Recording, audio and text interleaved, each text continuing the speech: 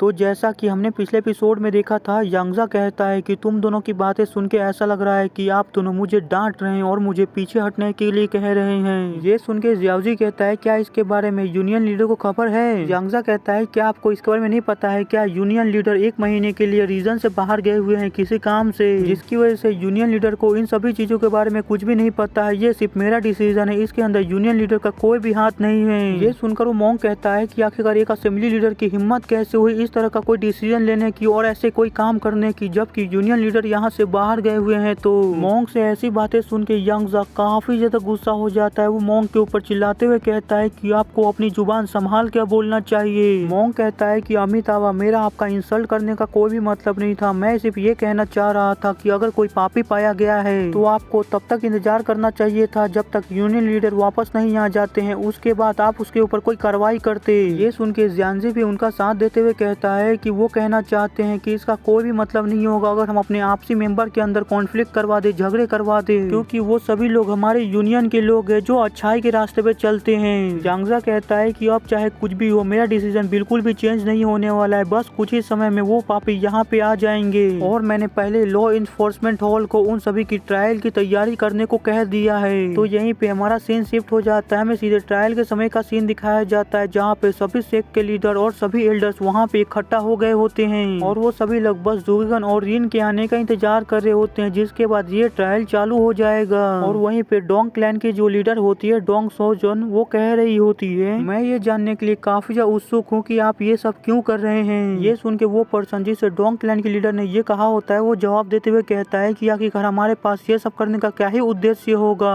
हम तो बस हेवन के रूल को फॉलो कर रहे हैं जिसमें है कि जो पापी जो पाप करेगा उसको उसकी कीमत तो चुकानी पड़ेगी, उसका सजा तो पाना ही होगा। और ये जो पर्सन होता है लॉ इन्फोर्समेंट हॉल का लीडर होता है जो कि हेवनली फोर्टिफाइड सुप्रीम होता है। उसकी बातें सुन के डोंग क्लैन के लीडर के बाजू में जो पर्सन बैठा हुआ होता है वो चिल्लाते हुए कहता है कि अभी तक सही से इन्वेस्टिगेशन भी खत्म नहीं हुआ है और तुम उन बच्चों के साथ एक मुजरिमों जैसा बर्ताव करना भी चालू कर दिए। फिर हमें इस पर्सन के बारे में बताया जाता है, ये person blue sky sword saint neck gong होता है। आगे वो उसके ऊपर और भी चिल्लाते हुए कहते हैं कि अगर हम सभी लोग यहाँ पे आज पापों की सजा देने के लिए हैं तो क्या माउंट हुआ शेख ने जो पाप किया है वो कोई छोटा पाप है? नेगोंग की बातें सुन के वहाँ पे जो कुछ एल्डर होते हैं वो उनका साथ देते हुए कहते हैं कि हाँ वो बिल्कुल सही कह रहे हैं, हमें सभी लोगों का इन्वेस्टिगेशन करना चाहिए और सभी सेक्टों के अंदर ये पता लगाना चाहिए कि आखिरकार माउंट हुआ शेख जैसे और कौन से सेक्ट है जो करप्ट हो चुके हैं। ये सब सुन के लॉ इन्फोर्समेंट हॉल का जो लीडर होता है वो उन सभी के ऊपर चिल्लाते हुए कहता है कि आखिरकार तुम सभी लोग क्या बकवास कर रहे हो, क्या तुम सभी लोग मुझसे फाइट करने की कोशिश कर रहे हो? वहाँ पे वो लोग ऐसे झगड़ ही रहे होते हैं। तभी लॉ इन्फोर्समेंट हॉल के जो लीडर होते हैं डोंग क्लैन के लीडर को कहते हैं कि क्या तुम इस सिचुएशन में भी जो तुम्हारी डॉटर ने इतना बड़ा पाप किया है तब भी तुम उसे प्रोटेक्ट करना चाहते हो? ये सुन के अब डोंग क्लैन के लीडर से रहा नहीं जाता है, वो काफी ज्यादा गुस्से में अपनी पावर को रिलीज करते हुए लॉ इन्फोर्समेंट हॉल के लीडर से कहती है आखिरकार तुम्हारी हिम्मत कैसे हुई मेरी बेटी को किसी मुजरिम की तरह ट्रीट करने की? उसे इतने ज्यादा गुस्से में देख के लॉ इन्फोर्समेंट हॉल के जो लीडर होते हैं और उनके साथ जो एल्डर उनका साथ दे रहे होते हैं वो सभी लोग काफी ज्यादा घबरा जाते हैं। लेकिन तभी पीछे से अनाउंसमेंट होती है कि डिवीजन कैप्टन उन दोनों मुजरिमों को लेके यहाँ पे आ चुके हैं। ये सुन के डोंग क्लैन की लीडर जल्दी से दरवाजे की तरफ देखने लगती है और वहीं पे लॉ इन्फोर्समेंट हॉल के जो लीडर होते हैं वो डोंग क्लैन के लीडर को देखते हुए सोच रहे होते हैं ये औरत सच में काफी ज्यादा इम्प्रेजेंट है और पूरी तरह से पागल है। फिर वो खुश होते हुए अपने मन के अंदर कहता है कि जब तुम अपनी बेटी को हथकड़ियों में जकड़े हुए यहाँ पे आते हुए देखोगे तो मुझे अच्छी तरह से पता है तुम्हें उससे इस तरह देख के बहुत ही ज्यादा दुख होगा, कहीं इस दुख के मारे तुम्हारा दिल फट ना जाए। लेकिन ये सब अभी यहीं पे खत्म नहीं होगा, तुम अपनी खुद की आंखों से अपने बच्चों को काल कोठरी की कैद में जाते हुए देखोगे। वो ये सब काफी ज्यादा खुश होते हुए सोच रहा होता है, लेकिन तभी वो अपने सामने के नजारे को देख के काफी ज्यादा हैरान हो जाता है क्योंकि जब जुगन और रिन को वहाँ पे लाया जाता है तो वहाँ पे जुगन और रिन को कोई भी हथकड़ी नहीं पहना गई होती है, जिसे देख के वो अपने मन के अंदर कहता है कि आखिरकार ये क्या बकवास है, उन लोगों को कोई भी जंजीरों से बांधा क्यों नहीं गया है। फिर वो डिवीजन कैप्टन के ऊपर चिल्लाते हुए कहता है कि डिवीजन कैप्टन आखिरकार ये सब क्या है, तुमने उन दोनों मुजरिमों को कोई भी जंजीर से क्यों नहीं जकड़ा है, तुम्हें उन दोनों मुजरिमों को यहाँ पे जंजीर में जकड़ के लाना चाहिए था।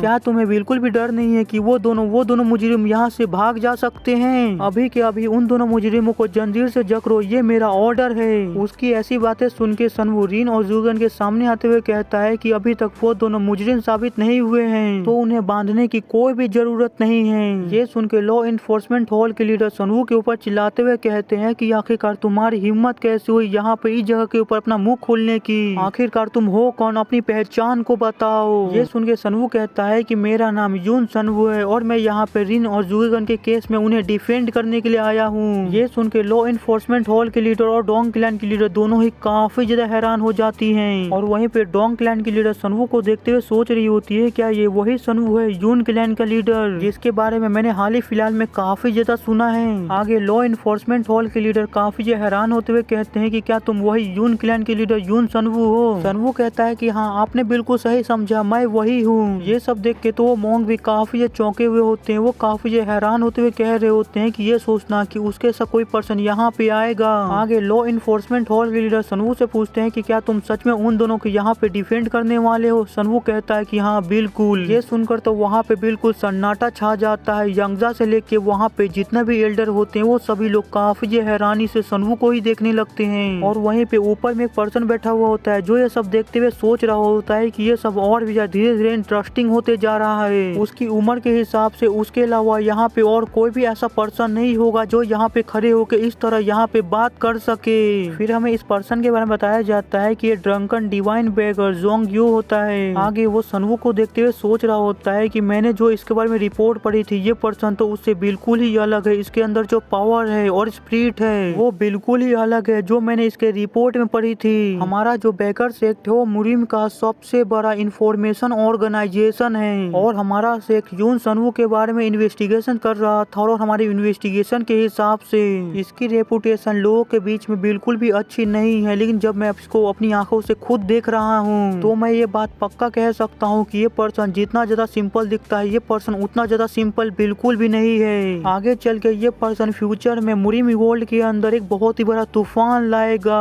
और वहीं पे लॉ इन्फोर्समेंट हॉल के जो लीडर होते हैं वो सनवू को देखते हुए सोच रहे होते हैं कि ये लड़का ये कमीना ऐसे एक्ट कर रहा है जैसे कि इंपीरियल फैमिली इस कमीने के पीछे है। तो आखिरकार ये कमीना सोचता क्या है? अगर इंपीरियल फैमिली इसके पीछे है तो ये कहीं भी जाके कुछ भी कर सकता है। इस कमीनों को क्या लगता है कि आखिरकार ये कौन सी जगह है जहाँ पे ये इस तरह एक्ट कर सकता है? आगे वो डिवीजन कैप्टन को देख के काफी गुस्सा करते हुए सोच रहा होता है कि आखिरकार ये डिवीजन कैप्टन इस समय से कर क्या रहा था? ये इतना बड़ा बेवकूफ कैसे हो सकता है? इसने इतना ज्यादा इम्पोर्टेंट चीज मुझे अभी तक रिपोर्ट नहीं किया था। और वहीं पे division captain law enforcement hall के लीडर को अपनी तरफ इस तरफ देखते हुए जैसे ही देखता है वो अपना मुंह घुमा लेता है और अपने मन के अंदर कह रहा होता है कि मुझे इस तरह देखना बंद करो, मेरे पास कोई और चारा नहीं था। इसके इतना कहते ही हमें थोड़े समय पास्ट का सीन दिखाया जाता है जहाँ पे डिवीजन कैप्टन सनवू से कह रहा होता है कि प्लीज आप हमारी थोड़ी सी परिस्थिति को समझिए। भले ही वो दोनों आपके सबऑर्डिनेट्स हैं लेकिन हम भी ऑफिशियल ड्यूटी पे हैं तो हमें भी उन्हें बांधना होगा। सनवू कहता है अगर तुम ऐसा करना चाहते हो तो तुम ट्राई कर सकते हो। मैं तुमसे वादा करता हूँ कि तुम जिस जंजीर से मेरे सबऑर्डिनेट्स को बांधोगे मैं उसी जंजीर से तुम्हें उल्टा लटका दूंगा। ये सुन के डिवीजन कैप्टन काफी घबरा जाता है। वो जुगेगन और रिन को बिल्कुल भी जंजीर से नहीं बांधता, वो बिना जंजीर से बांधे उन दोनों को ले जाने लगता है और अपने मन के अंदर सोच रहा होता है कि हम जब से जुगेगन और रिन को लेके आ रहे हैं तो वो भी हमारे साथ ही आ रहा है और उसने 24 घंटे हम पे नजर रखी बिना सोए। तो आखिरकार हमारे पास समय ही कब था आपको रिपोर्ट करने के लिए? हमारे पास कोई और चारा ही नहीं था। और यहीं पे हमारा ये पास्ट का सीन खत्म होता है और ये एपिसोड भी। मुझे उम्मीद है कि आप लोगों को आज का ये एपिसोड पसंद आया होगा और मैंने न्यू सीरीज के तीसरे एपिसोड को अपलोड कर दिया है तो जिसने भी जाके नहीं देखा है जल्दी से जाके देखो। मुझे उम्मीद है कि आप लोगों को वो सीरीज जरूर पसंद आएगी तो एक बार जाके चेकआउट कर लेना। तो आज के लिए बस इतना ही। वीडियो पसंद आया हो तो लाइक कर दीजिएगा, नहीं हो फिर लाइक कर दीजिएगा और चैनल को सब्सक्राइब कर दीजिएगा। मिलते हैं अगले एपिसोड में, बाय।